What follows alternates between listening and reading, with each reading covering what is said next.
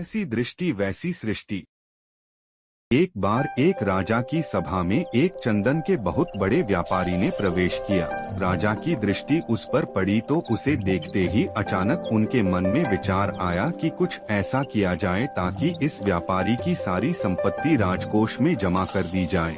व्यापारी जब तक वहां रहा, राजा का मन रह रहकर उसकी संपत्ति को हड़प लेने का करता। कुछ देर बाद व्यापारी चला गया। उसके जाने के बाद राजा को अपने राज्य के ही एक निवासी के लिए आए ऐसे विचारों के लिए बड़ा खेद होने लगा। राजा ने सोचा कि मैं तो प्रजा के साथ न्यायप्रिय रहता हूँ, आज मेरे मन में ऐसा कलुषित विचार क्यों आया। उन्होंने अपने मंत्री से सारी बात बताकर समाधान पूछा। मंत्री ने कहा, इसका उत्तर देने के लिए आप मुझे कुछ समय दें। राजा मान गए। मंत्री विलक्षण बुद्धि का था।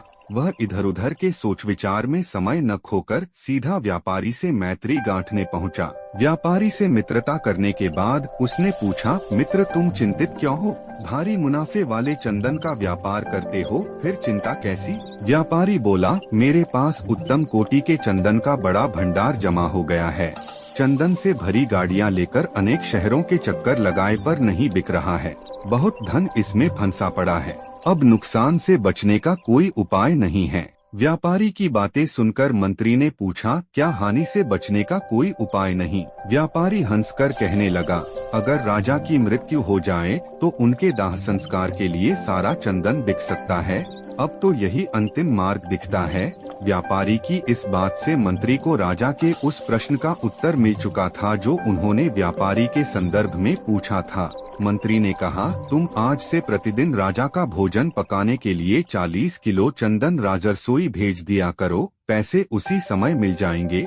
व्यापारी यह सुनकर बड़ा खुश हुआ। प्रतिदिन और नकद चंदन बिक्री से तो उसकी समस्या ही दूर हो जाने वाली थी।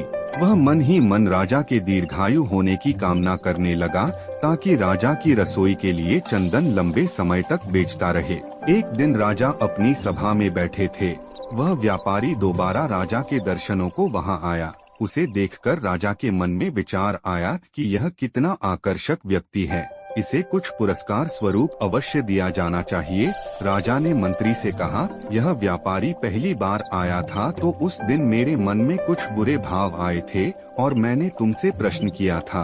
आज इसे देखकर मेरे मन के भाव बदल गए। इसे दूसरी बार देखकर मेरे मन में इतना परिवर्तन कैसे हो गया? मंत्री ने उत्तर देते हुए कहा, महाराज, मैं आपके दोनों ही प्रश्नों का उत्तर आज दे रहा हूँ। यह जब पहली बार आया था तब यह आपकी मृत्यु की कामना रखता था। अब यह आपके लंबे जीवन की कामना करता रहता है। इसलिए आपके मन में इसके प्रति दो तरह की भावनाओं ने जन्म लिया है। जैसी भावना अपनी होती है वैसा ही प्रतिबिंब दूसरे के मन पर पड़ने लगता है। यह एक मनोवैज्ञानिक सत्य है। दोस्तों, जब भी हम किसी व्यक्ति का मूल्यांकन कर रहे होते हैं तो उसके मन में उपजते भावों का उस मूल्यांकन पर गहरा प्रभाव पड़ता है। इसलिए जब भी किसी से मिलें तो एक सकारात्मक सोच के साथ ही मिलें ताकि आपके शरीर से सकारात्मक ऊर्जा निकले और वह व्यक्ति उस सकारात्मक ऊर्जा से प्रभावित होकर आसानी से आपके पक्ष में विचार करने के लिए प्रेरित हो सके। धन्यवाद।